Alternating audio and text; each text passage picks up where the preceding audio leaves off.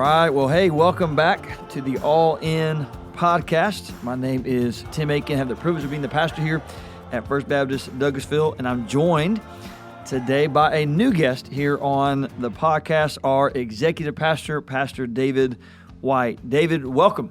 Thank you. All right. So glad to have David today. Before we jump into the content of this episode, share a little bit about your role here at First Baptist. Explain a little bit what you do as the executive pastor, as maybe perhaps some of our listeners are not real familiar with that title. So share us a little bit about that.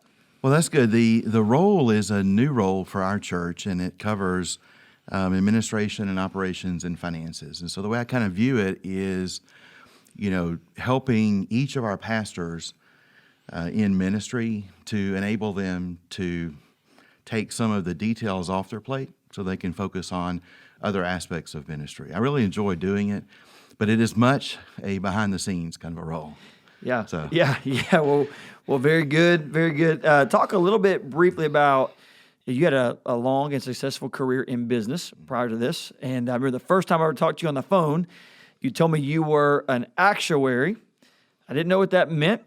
Last night, my family and I were watching a show called Zootopia, and in the movie, they talk about being an actuary. And my son Caleb said, "Daddy, what is an actuary?" I said, "Well, you need to ask Pastor David White." So, David, tell us a little bit about your career before this and why that's helped prepare you for the role that you have now. It is. So I graduated from college with a degree in mathematics and studied to become an actuary, which the simplest way to look at it is kind of the person who does, the business, math, and statistics for insurance companies. And at that point, your eyes are glazing over and everyone else's is too.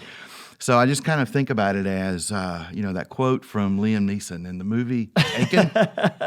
I have a particular set of skills, skills that I have earned over a long career, make me a nightmare for people like you. Well, you're a blessing to our church. There you go. Not a nightmare. But I want you to hear a little bit about that. David is such a gift to our church because First Baptist Douglasville, not everybody always realizes it, but we are a large organization. I mean, thousands of people call us their church home. In addition, we have a large Christian school called Go Christian Academy. We have somewhere in the range of 70 plus total employees, something like that, between the school and the church. We manage millions of dollars every single year. We have a facility on 20 acres of land. We have a building that's over 100,000 square feet. And so as our executive pastor, David has a significant role as he gives oversight to all of those things. And I do believe that God has uniquely gifted David to be such a gift to our church with his education, his business background, his leadership abilities, and his love for the Lord. And so David has been a dear personal friend to me for many, many years and does make our church better. So we're so thankful to have him serving in this role. And so he's very well equipped to help us think through the topic that we are currently going through. So our theme this year is all in. We want to go all in with Jesus, his church, and his mission. And so we are talking about some different topics, significant subjects that we as Christians need to think about. We're beginning with the subject of finances. In a couple of weeks, we'll move to theology, but we're unpacking the topic of finances and what that looks like to go all in with Jesus financially and how we can do that. So we're going to continue with that conversation today on the podcast. And the way we're going to do it is David and I are going to take some time and we're going to discuss what have been called the 6 treasure principles. These principles are discussed in a fantastic book called The Treasure Principle. Here's what the book looks like. We also provided a link to the book also on our show notes. If you'd like to purchase it, it's written by a guy named Randy Alcorn. It's a short read, simple read, fantastic resource for anyone looking to go all in with Jesus financially. And so we want to talk through these 6 treasure principles and unpack them and help people understand exactly what it is that Alcorn is trying to lay out here in his book. And so let's jump in. I'm just going to read the principle. David, I'll let you kick us off, and then I'll make any follow-up comments that I need to. So treasure principle number 1, God owns everything. I'm his money manager. Take over. So this is probably, I think, the most fundamental principle in the book that shows, because it gets into us being stewards. And until as believers, we understand that this is not we're not looking for a 90-10 split with God. Right. He owns everything. And so this idea, I remember growing up, there was a deacon in our church who, when he would offer prayer for the offering, he would mention, we thank you, Lord, for thy tithes and our offerings. But if you think about it as God owning everything, it's not really our offering. Right. What we're doing is really managing things for him. Right. Yeah, very good. So it's a great biblical principle as you think about the scriptures and the fact that from the very beginning of the Bible, God is the creator. As creator, he owns all of his creation, which would include us. It would include all of the resources that we have. And so it's a biblical truth, a biblical reality. It's an idea that we really need to take on more of as David said, a stewardship mentality. And it's the same, not just with finances, but everything. As a parent, grandparent, those aren't your children, those aren't your grandchildren. They ultimately belong to the Lord, but he's gifted them to you for a time to manage them. And so we want to make sure that we're looking for good opportunities to invest the owner's money, the owner being God, and investing his money into kingdom purposes. So very, very helpful principle. Second principle is this: my heart always goes where I put God's money. Yeah, I mean, this is straight from Scripture, where your treasure is, there your heart will be also. And one of the things as I was thinking about this one, passage that's been, really insightful for me and also transforming is the narrative of King David and Araunah at the end of 2 Samuel 24, where, David is told to go build an altar to the Lord. So he approaches Araunah, who owned the threshing floor. And Araunah said, "This is great. I'll give you the land, and I'll give you the oxen for the sacrifice." And David's response was, "No, I will not offer burnt offerings to the Lord my God that cost me nothing." So the idea there really is that, this is, as we think about all in, an all in component around giving, it isn't something that's easy.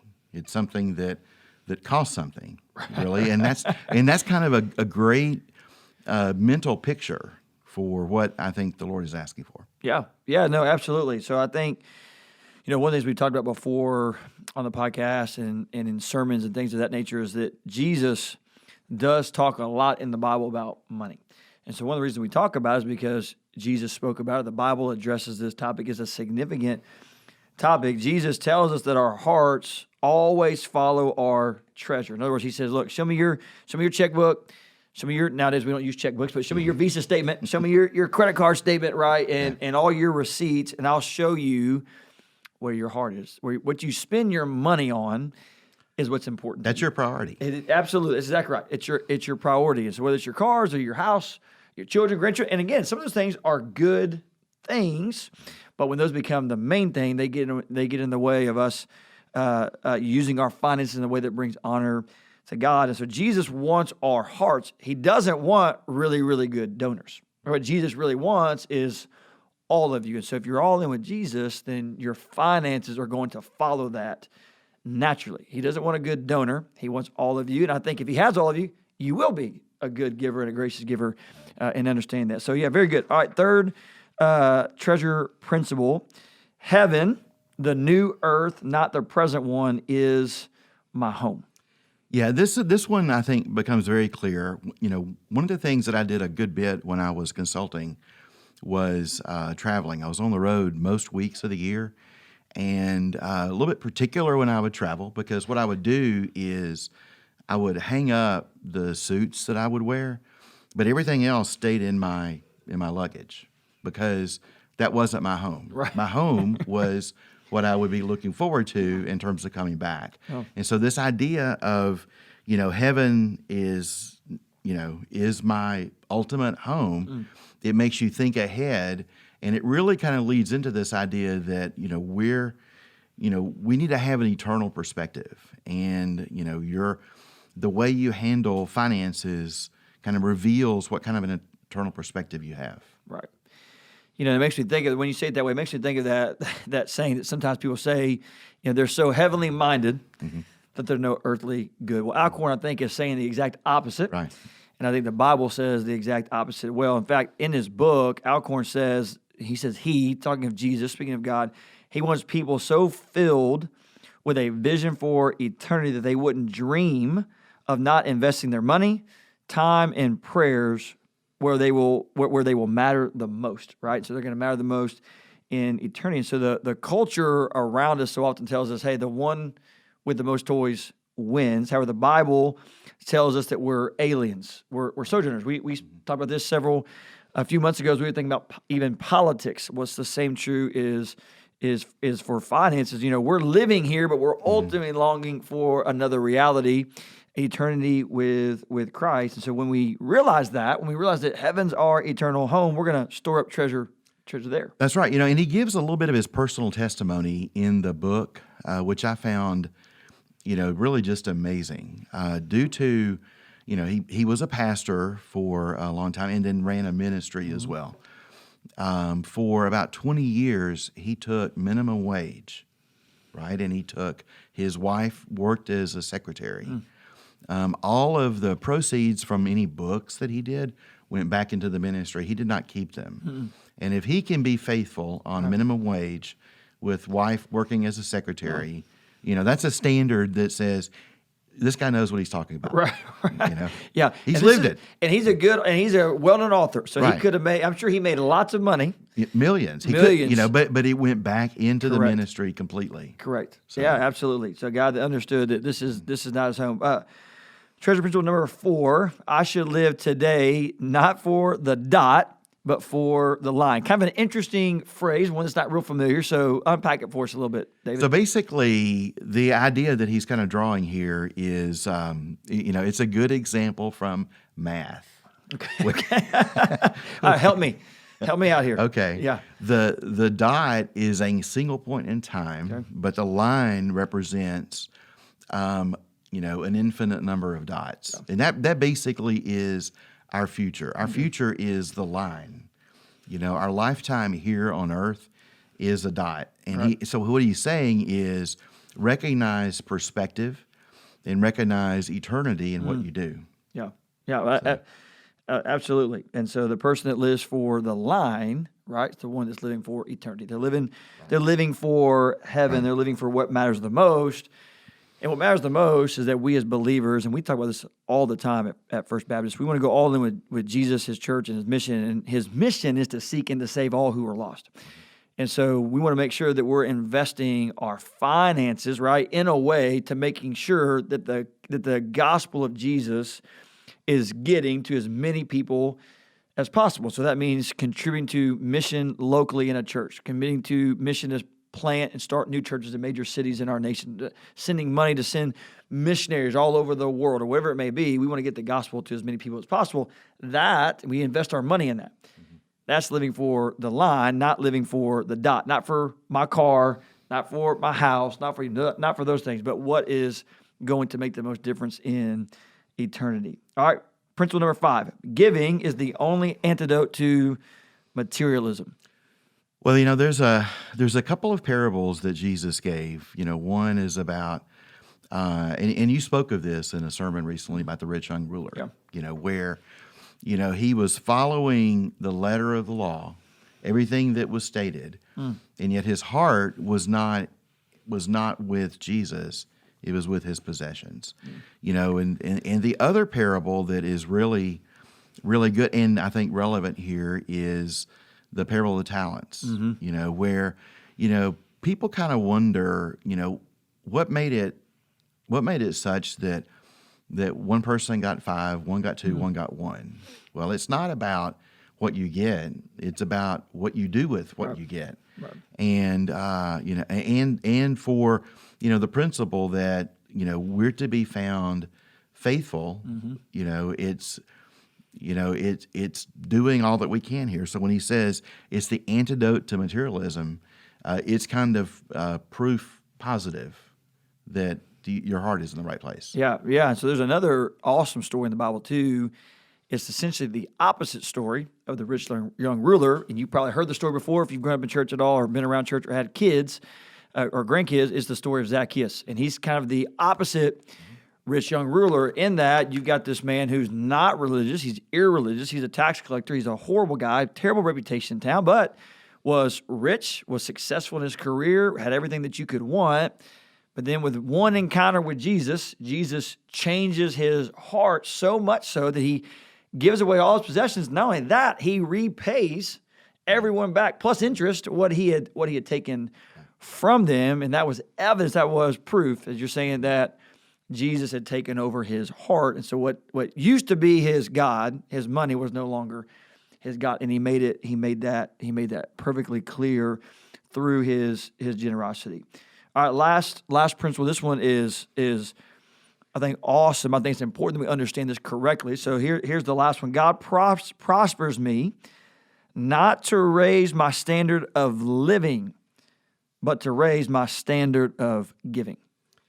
Yeah, it kind of goes back to me to think about, what we really are blessed with here and how we really want to use it. When I think about, this concept of, we as a community are prosperous compared to many, many people around the world. And yet, what do we do? Do we squander it or do we use it? And, thinking about it, just in kind of looking, one of my favorite verses in Proverbs is it may be taken as, prosperity gospel, Right. but it really isn't in its meaning. The reward for humility and fear of the Lord is riches and honor and life. What more could we want? Yeah. Than that. Yeah. And the reason it's important that we understand this principle correctly is because we do live a couple things about it. One, we live in a world that typically, in just human nature, when you get the job promotion, or you get the bonus, or whatever, you're constantly thinking about, okay, what's the next thing I can spend it on? Sometimes you think about spending it on things that you need. The kids need braces. The kids need shoes. We need a new car, whatever. Sometimes we go, oh, this is the opportunity to remodel the kitchen. This is the opportunity to move into the nicer neighborhood. This is the opportunity to get the boat or whatever. Sometimes we think, okay, this is my opportunity to raise my standard of living. The problem with that is if we're always living by the flesh, we're always going to want to raise that standard of living. There's always going to be that temptation for all of us in our own lives. Second, there's another issue that we've got to think about is there is a move in our world in Christianity, this idea, we call it the health and wealth gospel, this idea that if I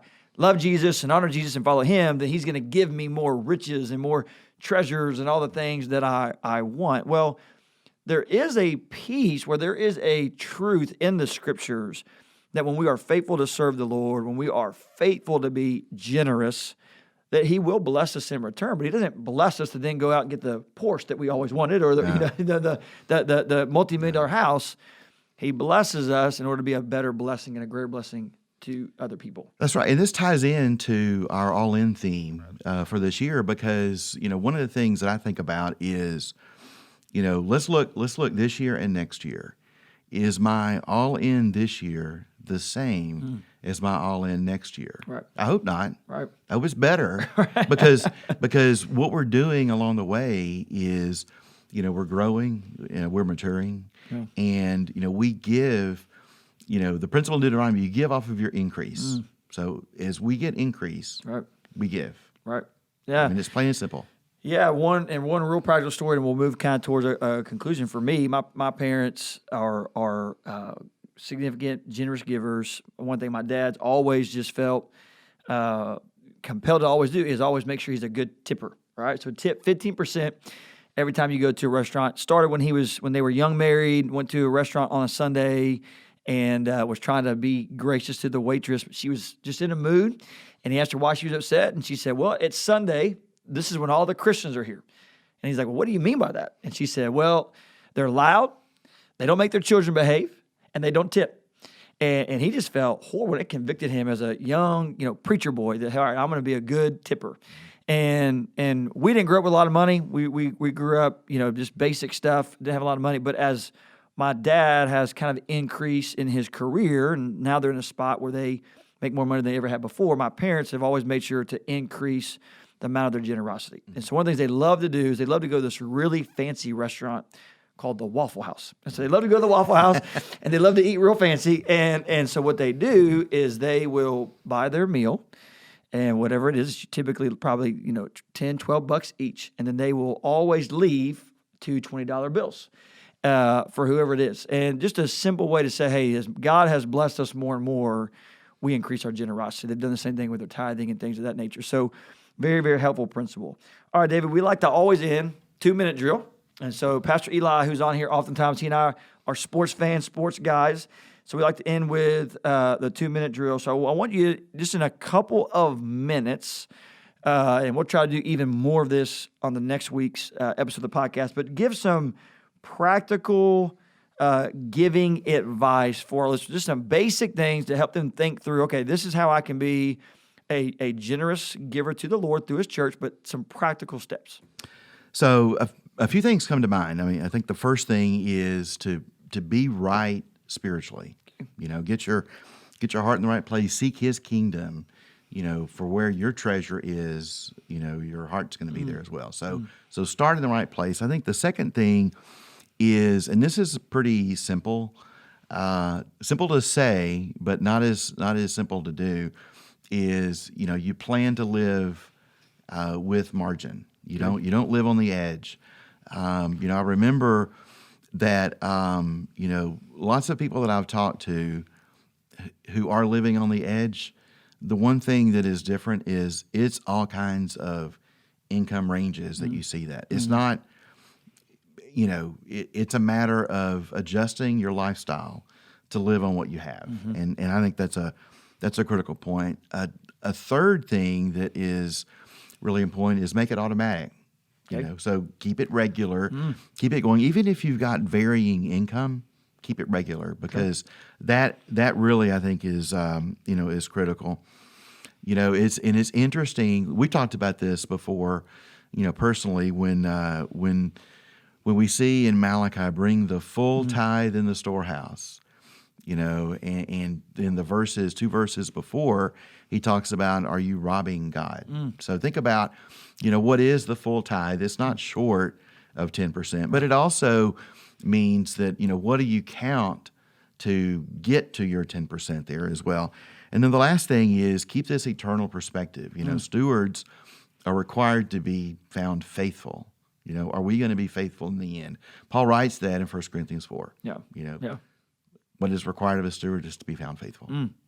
That's very good. One thing he said, I want us to come back to next week, because I'm sure some of our listeners will ask that. One thing you said I thought was awesome was strive to live with margin. Okay, and so I want us to talk about that more next week, because there may be some of you that go, hey, that's a great idea. Easy for you to say, I have no margin, and or the question may be, okay, I want to live with margin. How do I get there? And there are ways to get there. And, David and I have different experiences and different perspectives, but both are going to come at the same angle. Say, hey, got to live with margin, something that we've always strived to do. If someone with 6 kids on one stream of income, okay, my wife doesn't work outside the home. She does work, but not outside the home. One stream of income, if we can live with margin, I think anybody can eventually get there. And so we'll talk more about that next week on the podcast, and some more practical money management to help you be a good, generous, and cheerful giver. So we're so blessed to have David and his sweet wife Debbie and their family part of our church. Such a gift to us. Been part of our church for many, many years, and then has now been serving on staff as our executive pastor. Will be coming up on 2 years full time this coming spring. And is a April Fool's Day. April Fool's Day. There you go. And I did not do that on purpose when I heard you, but been a huge gift, huge blessing to us. Very helpful in helping put our church also in a good financial position. So we hope you have a great week. We look forward to seeing you back next week on the All In podcast. See you later.